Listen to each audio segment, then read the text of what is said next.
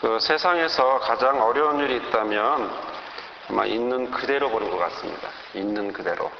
가장 어려운 일이라면 정확히 본다라는 것이 그렇게 쉽지는 않아 보입니다. 더함도 없고 뺨도 없고 있는 그대로 사실 그대로 본다라고 하는 것, 그것이 그렇게 쉽게만 느껴지지 않습니다.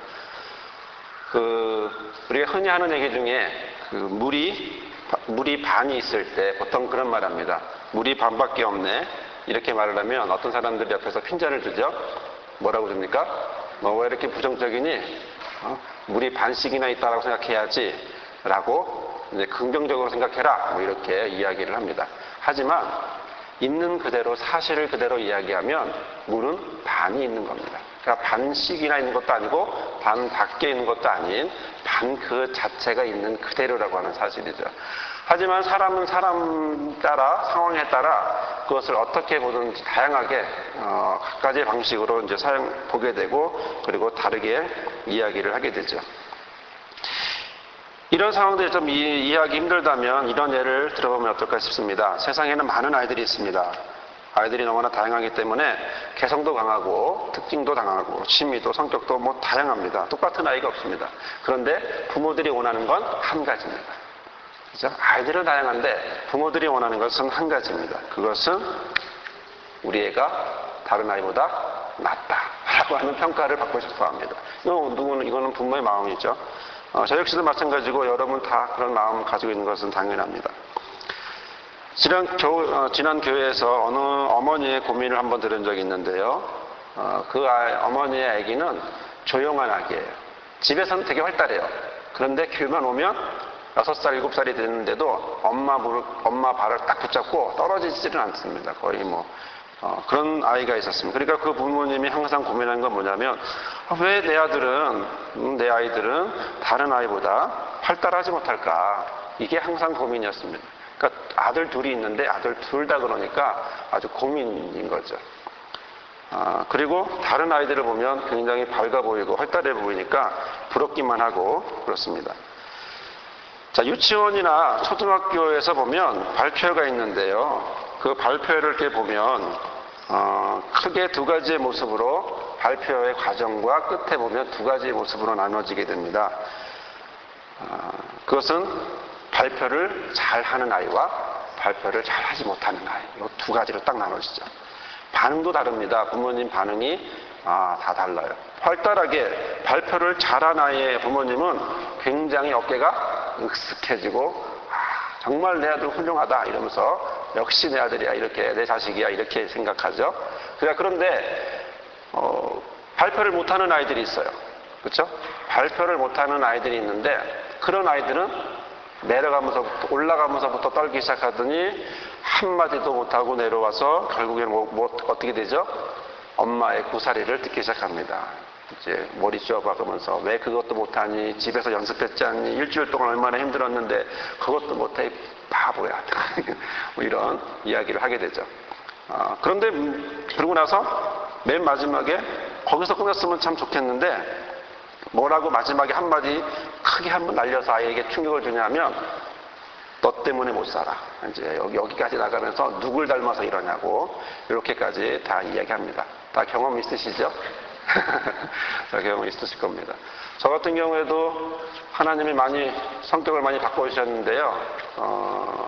저는 성격이 좀 많이 내성적인 사람이었어요. 그래서 이렇게 사람 앞에서 말한다라는 거 상상도 할 수 없었습니다. 고등학교 때 같은 경우는요, 중고등학교 때 같은 경우는 앞에 나와서 말을 못했어요. 그래서 한번 발표하라 그러는데 그 심장 소리를 들었어요.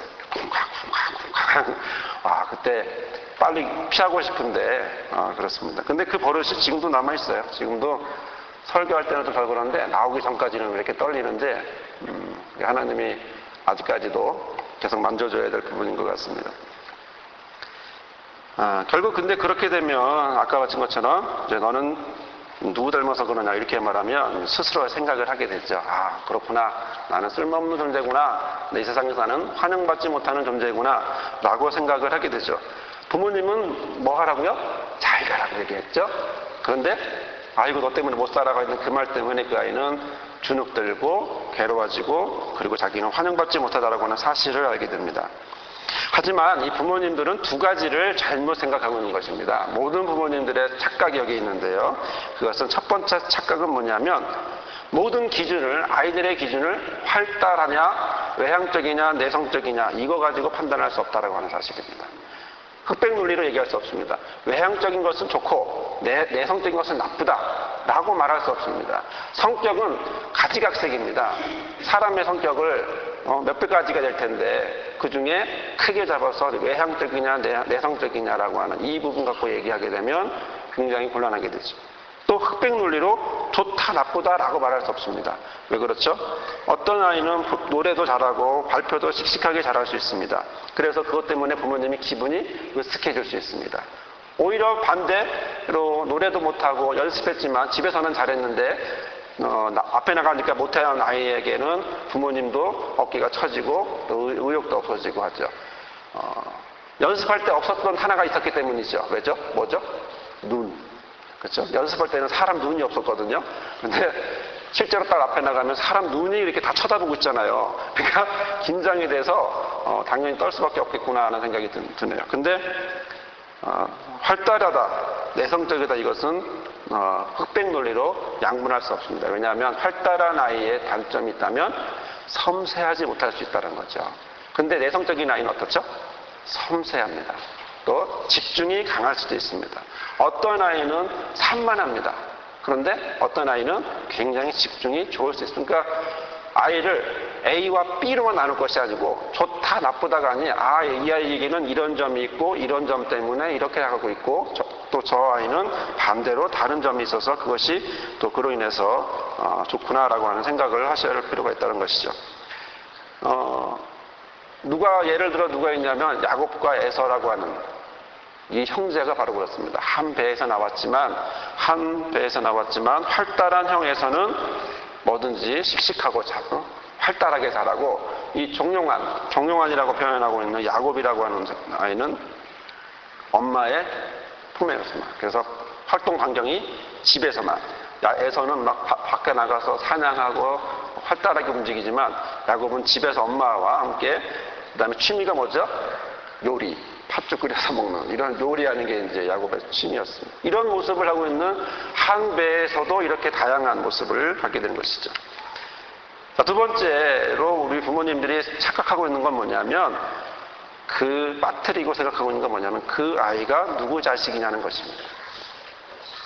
그 말할 때 꼭 아내는 남편은 아내를 말하지만 실제로 그 아이 속에 무엇이 있습니까?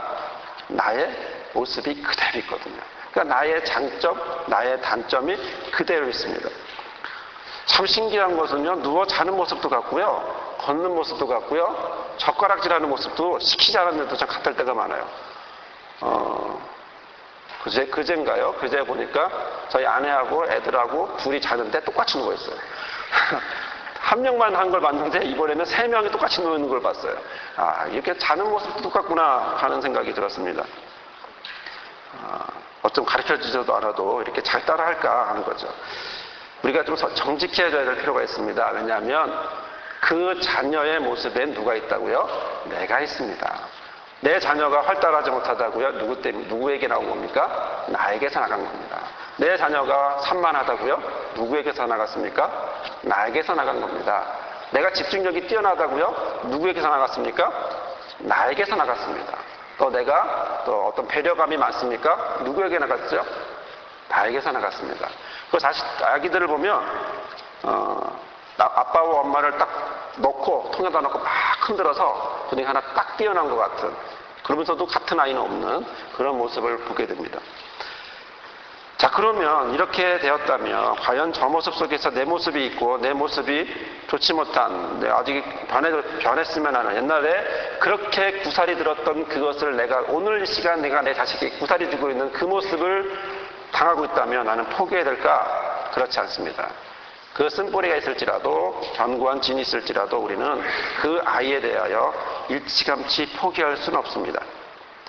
자, 지금 우리가 말씀하고 있는 바로 이 부분은 바로 있는 그대로 왜 그런지, 어디서부터 출발했는지를 정확히 판단하고 정직하게 판단하고 그 다음에 우리 아이가 어떤 모습으로 나아가야 될지, 우리 모습이 어떤 모습으로 나아가야 될지에 대한 고민을 해보자라고 하는 사실입니다.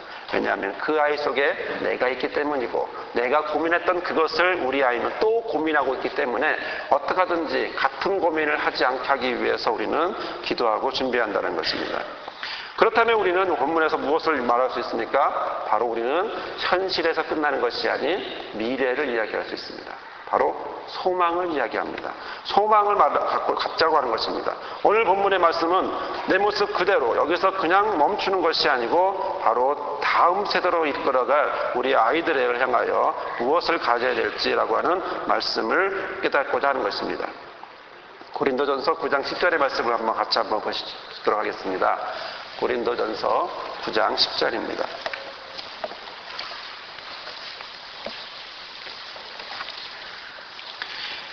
고린도전서 9장 10절의 말씀 우리 함께 한 목소리를 봉독하겠습니다. 시작. 전혀 우리를 위하여 말씀하심이 아니냐. 과연 우리를 기록된 것이니 밭 가는 자는 소망을 가지고 갈며 곡식 떠는 자는 함께 얻을 소망을 가지고 떠는 것이라. 아멘. 자, 밭을 가는 사람은 그냥 밭 가러 가라고 했습니까? 소망을 가지고 가라고 했습니다.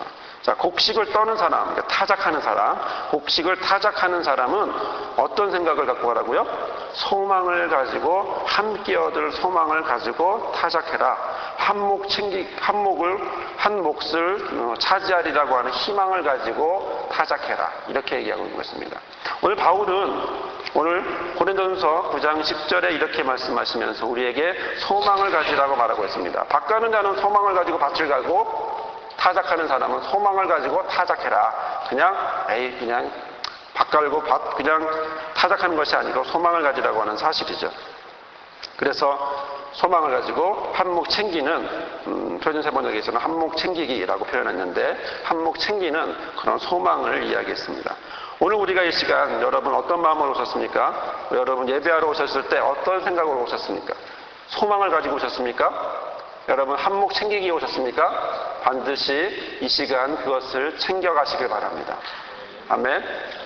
이 시간 우리에게 소망을 주셨고 또 소망을 가지라고 말씀하셨기 때문에 이 시간 또 우리에게 주시는 표준세번역은 사람은 타작하는 사람은 한 몫을 차지하리라는 희망을 가지고라고 하는 것처럼 한 몫을 챙기는 그런 결단을 소망을 가지는 저와 여러분 되기를 바랍니다. 자, 그러면 여러분 우리는 예배 나올 때 어떤 소망을 가지고 나왔을까요? 무엇을 기대하고 나왔을까요? 우리가 예배하러 나오는 그 마음은 어떤 것일까요? 어떤 소망을 가지고 나왔을까요? 바울은 어떤 소망을 가지고 나오라고 얘기할까요? 그래서 오늘 본문에 나와 있는 예배에 대한 소망을 가지고 나오라고 이야기하고 있습니다. 로마서 12장 오늘 본문의 말씀을 보면 그러므로 형제들아 내가 하나님의 모든 자비하심으로 너희를 원하노니 너희 몸을 하나님 기뻐하시는 거룩한 산제사로 드리라. 이는 너희 드릴 영적 예배니라. 영적 예배다 라고 말하고 있습니다. 표준세번역은 이것은 합당한 예배다 이렇게 표현하고 있습니다. 여기서 말씀을 보면 너희를 권하노니 라고 말하고 있습니다. 자, 이 권한다라고 할 때도 그냥 권하는 것이 아니고 하나님의 모든 자비하심으로 하나님의 모든 자비하심으로 너에게 말한다, 너희에게 권한다, 너희에게 부탁한다, 강하게 너희에게 위로하며 말한다. 그리스도의 이름으로 성령의 권위를 힘입어서 내 것이 아닌 하나님의 것을 가지고 내가 너에게 말한다. 그것은 바로 권하는 내용은 바로 뒤에 나와 있는 것이죠. 곧 사랑의 마음으로 이러한 소망을 가지고 살기를 부탁하는데 그것을 자세하게 내용을 풀면 너희 몸을 기뻐 받으실 만한 거룩한 산 제물로 하나님께 바친 상태에 들어가라. 하나님께 바친 상태에 들어가라. 바칠 아닙니다. 이미 바친 상태로 하나님께 들어가라 라고 얘기하고 있습니다. 이 드린다라고 하는 표현은 파리스테미라고 하는 헬라어 말입니다. 자, 믿음으로 의롭게 된 사람들이 자신의 어떤 재물을 하나님께 바치는 그런 고백을 하고 있는 것입니다. 드린다, 바친다라고 하는 것은 주인에게 모든 것을 완전히 맡기는 어떤 법적인 용어를 갖고 있습니다. 그런데 뭘 바치라고 그러죠? 내 몸을 바치라고 얘기하고 있습니다. 몸이라고 하는 것은 영육혼에서 육일까요? 여기서 말하는 몸은 이 헬라어로 소마라고 하는 이 몸은 일반적으로 우리 육체를 생각하겠지만 그것이 아닌 영육혼 모든 것을 얘기합니다. 그러니까 모든 것 하나 부속적인 것이 아닌 내 삶의 모든 것, 숨 쉬는 순간 하나하나, 말하는 순간 하나하나, 이 시간, 이 순간 자체도 하나님 앞에 드리라는 것이죠. 내 몸을, 내 마음을, 내 모든 것들을 하나님 앞에 드리라라고 이야기하고 있는 것입니다. 만약에 여러분이 여기 앉아있지만 생각은 딴 데 있다면, 아차 가스불 이러면 아차 오늘 동창인데 지금 잘 놀고 있겠군, 가야 되는데 내가 집사만 아니었어도 내가, 이런 분, 전에 한번 그런 분 얘기 들었는데요. 수협에 가고 싶지 않아요. 안수 집사님이신데 수협에 가고 싶지 않아요. 근데 목사님이 뭐라고 하니까 가야겠다는 거죠. 그러니까 가는 겁니까? 가주는 겁니까? 가주는 거죠. 자, 여러분 예배를 드릴 때 우리의 마음이 어떤지 중요합니다. 우리의 마음, 생각, 모든 것들이 이 시간 여기에 있어야 합니다. 그래서 하나님 앞에 모든 것들이 다 드려지는 저와 여러분이 되기를 바랍니다. 삶을 드린다라고 하는 것은 너무나 단편적일 수 있습니다. 추상적이고 헷갈릴 수 있습니다. 하지만 구체적으로 말한다면 앞으로 우리 교회가 행하게 될 셀교회의 모습이기도 합니다. 우리는 과연 어떤 소망을 갖고 있느냐, 그 구체적인 내용은 바로 셀교회를 향하여 가고 있는 우리의 모습입니다. 그것은 내 자신을 드리기 위함입니다. 내 자신에 대한 모든 것들을 이야기하기 위함입니다. 구역이나 신도에 모이면서 말씀에 비추어서 나의 삶을 드리려고 하는 그러한 헌신과 노력이 우리의 삶 속에 있어야 한다는 것이죠. 속에 깊은 내 속에 있는 모든 내용들을 함께 나누고 기도하고 울면서 격려하면서, 그리고 바울처럼 하나님의 모든 자비하심으로 권하는 바로 이러한 모습의 셀교회, 셀 모임, 그리고 구역 모임, 바로 이런 모습이 되어야 하는 것이고, 이것을 우리는 소망하고 이런 모습이 되기 위해서 우리는 또 기도하고 준비해야 한다고 하는 사실입니다. 자, 이것이 우리가 드릴 예배며 또 주 안에서 가질 소망입니다. 동시에 영적 예배다라고 말하고 있습니다. 여기서 영적이라고 하는 말은 우리가 알고 있는 신령과 진정 아닙니다. 영적인 예배, 우리가 드리는 성령이 충만한 예배 아닙니다. 우리가 이 말에 대하여 오해를 하고 있기 때문에 그냥 글자 그대로 얘기하고 있기 때문에 헷갈릴 수 있지만, 원래 영적이라고 하는 말은 로기켄이라고 하는 말입니다. 이것은 합리적인, 합당한, 이성적인 예배입니다. 이걸 말합니다. 즉 너희가 예배를 드릴 텐데 너희의 드릴 예배는 무슨 예배라고요? 합당한 예배다, 합리적인 예배다, 이상적인 예배다. 하나님이 기뻐 받으시는 예배는 오직 영으로만 드리는 예배가 아닌 나의 삶의 모든 것들을 다 드림으로 하나님이 기뻐하시고 나 역시도 마땅히 드릴 만한 예배를 말하고 있는 것입니다. 로기켄이라고 하는 말을 사용하고 있습니다. 푸니마라고 하는 말을 사용하고 있지 않고, 영이라고 하는 푸니마를 사용하고 있지 않고 바로 로기켄이라고 하는 말을 사용하고 있다는 것이 다르다는 것이죠. 합당한. 하지만 우리의 모습은 이대로 드리기에는 너무나 부족합니다. 우리는 찬송합니다. 내 모습 이대로. 우리는 매일매일 찬송합니다. 매년 때가 되면 찬송합니다. 주님, 내 모습 이대로. 이 모습 이대로 날 받아주옵소서. 언제까지 그렇습니까? 이제는 찬송도 바뀌어야 합니다. 내 모습 이대로가 아닌 바뀐 모습 드립니다. 하나님, 내가 변화된 모습 하나님 앞에 드립니다. 옛날에 삐졌던 거 올해도 또 삐지는 것이 아니고, 옛날에 했던 그 행동 그대로 또 하는 것이 아니고, 옛날에 하지 않아 했던 변함없는 그거 또 하는 것이 아닌 바로 변화된 성장한 모습으로 하나님 앞에 드려져야 한다는 것이죠. 여러분도 우리 자녀들을 키우다 보면 항상 나이를 먹어가는데 1살, 2살, 3살, 10살, 20살 넘어가는데 맨날 5살이었다 봅시다. 뭐 터지겠어요? 속 터지죠. 맨날 5살이면 어떡하겠습니까? 하나님 보시기에도 이제는 네가 믿은 지 20년 됐니? 그러면 20살만큼의 삶을 살아라. 네가 믿은 지 40년 됐니? 그러면 40년의 삶을 살아라. 40살의 삶을 살아라. 라고 말하는 말씀이 되는 것입니다. 그러면 이 영적 예배를 드릴 때, 변화된 나의 변화된 모습을 드릴 때 하나님이 원하시는 것은 바로 있는 그대로의 모습이 아닌 살찐 양을 원하신다는 것입니다. 여러분, 제사를 지낼 때, 하나님이 제사를 지낼 때 조건이 뭡니까? 1년된 흠없는 양입니다. 그렇죠? 병들지 않은 건강한 그런 양입니다. 일본말로 기스인데 기스 없는, 흠이 기스잖아요. 기스 없는, 흠집 없는 건강한 그런 튼튼한 양을 하나님은 받고 싶어 하십니다. 근데 내 모습 이대로 주님 나 여기 찢어졌어요. 여기 나 상처받았어요. 나는 왜 이거 안 아물까요? 맨날 나는 왜 이거 이 모양 이대로일까요?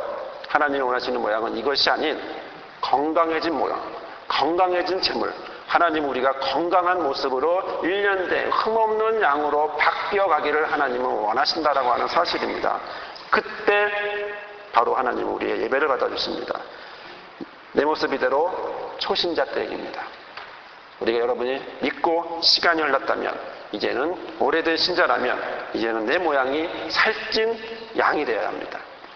옛날처럼 못 먹고 힘든 모습이 아닌 살찐 양이 되시길 바랍니다. 맨날 그 모양이 아니라 하나님이 기뻐 받으시는 그런 모양이 되시길 바랍니다. 옛 습관을 버리지 못하는 옛날의 버릇을 버리지 못하는 그런 모양은 하나님이 거절하십니다. 하나님이 싫어하십니다. 하나님이 아직도 못 버렸니라고 얘기하실 것입니다. 여러분이 여러분의 자녀를 향해 말했던 것처럼 똑같습니다. 하나님은 저와 여러분에게도 이런 말씀을 하십니다. 여러분 그러므로 육적인 다이어트는 매일 하십시오. 하지만 영적인 다이어트는 하지 마십시오. 일주일에 한 번씩, 주일에 한 번씩 예배 때만 특별할 때만 기도하거나 말씀을 보는 것이 아니 매일매일 그리고 말씀에 따라 변화받는 그리고 그런 삶 속에서 또 예배에 대해 소망을 가지고 기대하며 영적인 예배, 합리적인 예배를 드리는 저와 여러분 되기를 바랍니다. 두 번째 우리는 2절의 말씀을 통하여 다음 세대를 향한 소망을 가지기를 우리 바울은 하나님의 말씀을 빌어서 소망하고 있습니다. 자, 우리 함께 2절의 말씀을 같이 읽겠습니다. 너희는 이 세대를 본받지 말고 오직 마음을 새롭게 함으로 변화를 받아 하나님의 선하시고 기뻐하시고 온전한 뜻이 무엇인지 분별하도록 하라. 자, 이 말씀을 세 가지로 나눌 수 있습니다. 동시에 이것은 점진적으로 나아가는 모습을 얘기해주고 있습니다. 첫째, 너희는 이 세대를 본받지 말아라. 둘째, 오직 마음을 새롭게 함으로 변화를 받아라. 세 번째, 하나님은 선하시고 기뻐하시고 온전한 뜻이 무엇인지 분별해라. 이 세 가지를 오늘 사도 바울은 이야기하고 있습니다. 솔직히 이 세대가 어떤 세대입니까? 바울이 말하는 세대, 하나님을 믿지 않는 세대, 하나님을 거부한 세대, 하나님을 바라보지 않는 우상이 가득한 세대, 이 세대에 본받지 말라고 하는 겁니다. 죄악이 가득한 이 세대에 따라가지 말라고 하는 것입니다. 하지만 우리는 어디에 있습니까? 이 세대에 살아가고 있습니다. 이 자리에 살아가고 있습니다. 그런데 우리에게 원하는 것은 바로 그와 똑같은 악한 습성, 죄악으로 가득 찬 모양, 유행을 따르고 카멜레온같이 왔다 갔다 하고 박쥐처럼 여기에도 저기에도 속하는 그런 양다리에 걸치는 그런 사람의 모습으로 바울은 이야기하고 있지 않습니다. 변화받은 사람, 달라진 사람, 어떻게 해요? 바로 오직 마음을 새롭게 하는, 오직 마음을 새롭게, 이 말은 무슨 얘기냐면 생각하는 방식을 새롭게 하라는 것입니다. 생각을 다르게 하라는 것입니다. 생각을 다른 생각으로, 지금의 해왔던 고정관념이 아닌 다른 생각을 새롭게 하라고 얘기하는 것입니다. 마음을 새롭게 하라는 것이죠. 내면의 갱신을 일어나라고 얘기하는 것입니다. 염색과 같습니다. 똑같은 색깔의 옷이 있습니다. 하지만 이번엔 내가 생각을 바꿔서 이번에는 파란색으로 하고 싶다. 그러면 파란색의 염색을 해야 합니다. 옛날에는요, 교회에 염색을 못했었어요. 그렇죠? 어떤 목사님은 성가대에 파마하고 올라갔더니 그냥 뛰어가서 머리 잡고 내렸다고 하는 그런 이야기도 있던데, 이제 시대가 지나서 파마는 기본이고 염색은 뭐라 할 수도 없습니다. 그렇죠?